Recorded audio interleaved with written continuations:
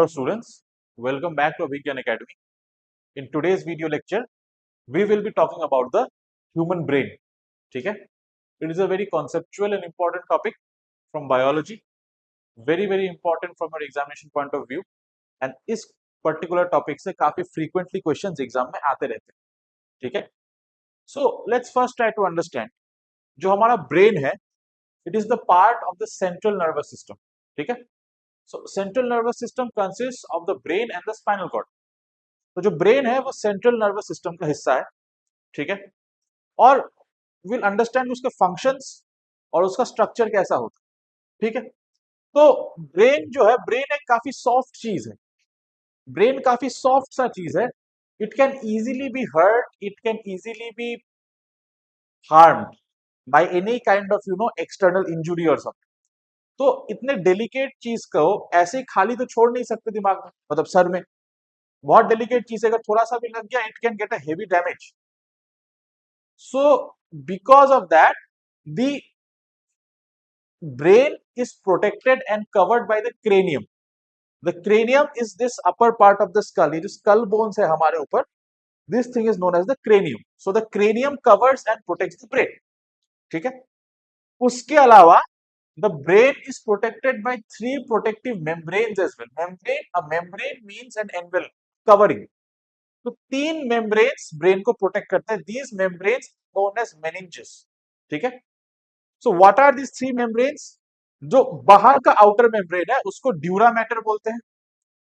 जो second membrane है जो बीच में आता है, it is known as the arachnoid, and the innermost membrane जो सबसे अंदर का membrane है तीनों में से, it is known as the pia mater. उसके अलावा ब्रेन के आसपास एक फ्लूइड भी भरा हुआ है। ये जो क्रेनियम है, स्कल और ब्रेन, इन दोनों के बीच में एक फ्लूइड भी भरा हुआ है। ये फ्लूइड क्यों भरा हुआ है? ये फ्लूइड इसलिए भरा हुआ है ताकि अगर स्कल में कोई शॉक या इंजुरी हो तो स्कल में लगने के बाद जो शॉक होगा वो शॉक ब्रेन तक ना पहुंचे, ब्रेन तक पहुंचने के पहले ही it gets absorb by this particular fluid. This fluid is known as the cerebrospinal fluid. In short it is called the CSF. Shock absorber का काम करता है कि अगर कोई मैकेनिकल स्ट्रेस या इंजुरी हो तो ब्रेन तक पहुंचे ही ना, पहले ही उस फ्लूइड में वो एब्जॉर्ब हो जाए। अगर आपको इन तीनों का नाम याद करना है, the outer, middle and inner membrane, meninges, इसका एक तरीका है डैप, ठीक है। Dura mater D, arachnoid A and पिया मैटर पी. सो डैप, ड्यूरा, एरेक्नॉइड, पिया, ठीक है।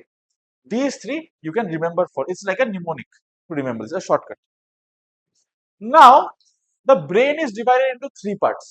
The forebrain, जो ब्रेन का सामने का हिस्सा है, the mid brain, ये बीच का, and the hind brain, जो ब्रेन के पीछे का हिस्सा, ठीक है।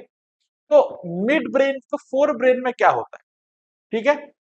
द फोर ब्रेन जो ब्रेन के सामने का हिस्सा है, ठीक है, फोर ब्रेन में सेरेब्रम है, मतलब हमारे ब्रेन के सामने के साइड में we have something known as the cerebrum. ये ब्रेन का लार्जेस्ट हिस्सा है, ब्रेन का सबसे बड़ा हिस्सा है, और ये दो हिस्सों में बटा हुआ है. द सेरेब्रम, ये सामने का हिस्सा है, the cerebrum is divided into two hemispheres, मतलब दो भागों में ऐसे बटा हुआ है, और ये ब्रेन का सबसे बड़ा पार्ट, ठीक है। Other than that the brain has the frontal lobe. Frontal lobe का काम क्या है? अगर आपको रीजनिंग करना है, किसी चीज का रीजन ढूंढना है, कोई प्रॉब्लम सॉल्व करना है, या फिर आपको किसी चीज के लिए प्लानिंग करना है, the all those activities are controlled by the frontal lobe. Then we have the temporal lobe. हमारी हियरिंग, सुनना, और हमारी मेमोरी, याददाश्त, हमें जो चीजें याद रहती है हम अपने मेमोरी में स्टोर करते हैं, that is stored in the temporal lobe. इसीलिए कभी भी ब्रेन के टेम्पोरल लोब में अगर किसी को इंजुरी होता है, then that person starts to suffer from memory loss. Then we have the parietal lobe. Parietal lobe sensation को कंट्रोल करता है. टच, किसी चीज को छूना या फिर प्रेशर फील करना, मतलब जो फिजिकल टच, जो सेंसेशन है, that is control by the parietal lobe, ठीक है। जो पैरालाइज्ड लोग होते हैं, जिनको सेंसेशन फील नहीं होता, उनका पैराइटल लोब डैमेज हो जाता है. And then we have the occipital lobe, जो विजन है, देखना, और चीज को देख के उसको अपने दिमाग में प्रोसेस करना कि मैं क्या देख रहा हूं, the visual processing, that is controlled by the occipital lobe. Then this the brain has a part known as the hypothalamus. Hypothalamus क्या करता है? बॉडी के टेम्परेचर को रेगुलेट करता है। बॉडी का टेम्परेचर कितना है, हमारे भूख और प्यास को रेगुलेट करता है। हमें जब भूख लगती है, हमें फीलिंग होता है कि हमें कुछ खाना है, बॉडी में खाना नहीं है, या फिर हमें प्यास लगती है कि सूखा पड़ रहा है, मुझे पानी पीना है या जूस पीना है, that feeling is controlled by the hypothalamus and the circadian rhythm. Circadian rhythm का मतलब होता है कि हमें किस टाइम पे नींद आती है, किस टाइम पे हमारा बॉडी सोता है, किस टाइम पे देखो हमारे बॉडी का एक रिदम होता है, चेक करना कि इस पर्टिकुलर टाइम ऑफ डे पे our body starts to feel sleepy and we go to sleep. ठीक है, एंड उसके एंड सुबह भी एक पर्टिकुलर टाइम पे हमारा नींद ऑटोमेटिकली खुल जाता है, उठ जाते हैं। तो ये जो रिदम है, this is known as the circadian rhythm of the body, the sleep and wake cycle, the sleep cycle, that is also controlled by the hypothalamus. अब जो क्रिटिकल चीजें याद रखनी है, very very important, the occipital lobe, उसका काम क्या है, विजन को कंट्रोल करना। और हमारा हाइपोथैलेमस जो बॉडी टेम्परेचर को कंट्रोल करता है, हंगर, थर्स्ट और सर्केडियन रिदम, स्लीप साइकिल को कंट्रोल करता है। Now let's have a look at the mid brain and the hind brain. ठीक है, मिड ब्रेन क्या करता है, हमारा जो आई मूवमेंट्स है, ये जो मेरे आंख है, मैं आंख को इधर कर रहा हूं, आंख को इधर कर रहा हूं, आंख को, ये जो हमने आई को मूव कर रहा हूं, this eye movements are controlled by the midbrain. और जो हमारे विजुअल और ऑडिटरी रिफ्लेक्सेस है, मतलब हम किसी चीज को जब विजुअली देख के कोई रिफ्लेक्स करते हैं, कि मेरी तरफ एक बॉल आ रही है बहुत जोर से, मैंने देखा, एज अ रिफ्लेक्स मैंने डक कर दिया। तो ये जो विजुअल देख के, सामने से किसी चीज को देख के मैंने एक रिफ्लेक्स दिया, या फिर मान लो कि बहुत जोर से कान में किसी ने चिल्लाया मेरे, मैंने कान ऐसा कर लिया, ऑडिटरी रिफ्लेक्स, मतलब कुछ सुन के मैंने एक रिफ्लेक्स किया, बॉडी का रिएक्शन दिया, this is controlled by the mid brain. And the next component is the hind brain, यानी ब्रेन के एक पीछे का हिस्सा, ब्रेन के एकदम पीछे का हिस्सा। हाइंड ब्रेन में we have the cerebellum. Now cerebellum का काम क्या है, हमारे बॉडी का जो पोस्चर है, मैं एक पर्टिकुलर पोस्चर में खड़ा हूं, मैंने अपने बॉडी का बैलेंस बनाए रखा है। ठीक है, मतलब मैं लोटपोट होकर गिर नहीं रहा हूं किसी भी साइड, मैं एक प्रॉपर बैलेंस बना के अपने आप को खड़ा करके रखा हूं। ये जो बॉडी का बैलेंस और पोस्चर है, it is controlled by the cerebellum.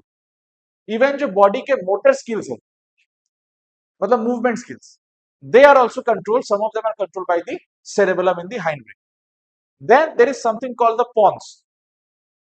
Pond's का काम क्या है, देखो जो ब्रेन के सिग्नल्स है, ब्रेन के सिग्नल सेरेब्रम से लेके सेरेबेलम तक जाते हैं। तो सेरेब्रम कहां है, it's in the forebrain, cerebellum कहां है, इन द हाइंड ब्रेन।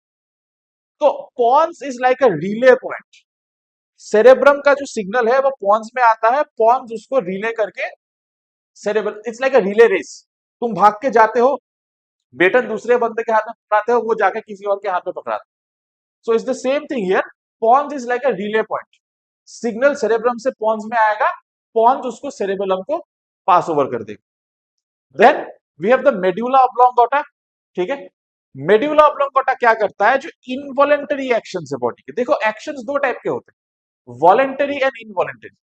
अभी जैसे मैं हाथ के मसल्स को हिला रहा हूं, ये वॉलेंटरी है, वाई वॉलेंटरी, क्योंकि ये अपनी मर्जी से कर रहा हूं, I am doing it from my own wish, मैं अपनी मर्जी से कर रहा हूं, ये मैं अपने हाथ के मसल्स को हिला रहा हूं। बट मेरा जो ब्रीदिंग है, मेरा जो हार्ट बीट है, मेरा हार्ट बीट या मेरा ब्रीदिंग, इन मूवमेंट्स को मैं कंट्रोल नहीं कर सकता। हार्ट बीट का मूवमेंट, मेरे लंग्स का movement, these movements are out of my control. Heart खुद से बीट हो रहा है, वो जिस दिन रुकेगा वो खुद से रुक जाएगा, मैं मर जाऊंगा in that case.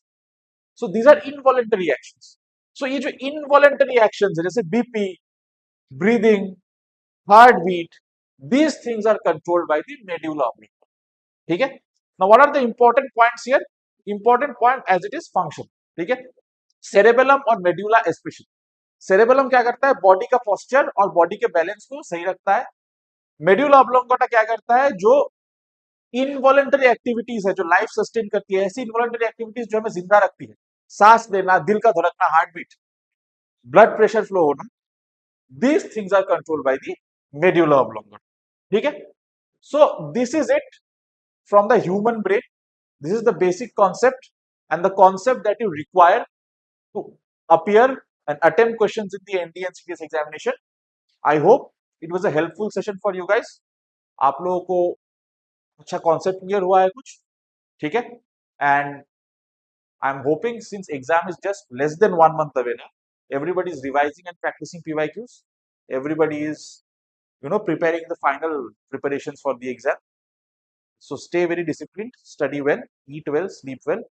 I'll see you guys again in another video very soon. Until then, take care, goodbye, and Jai Hind.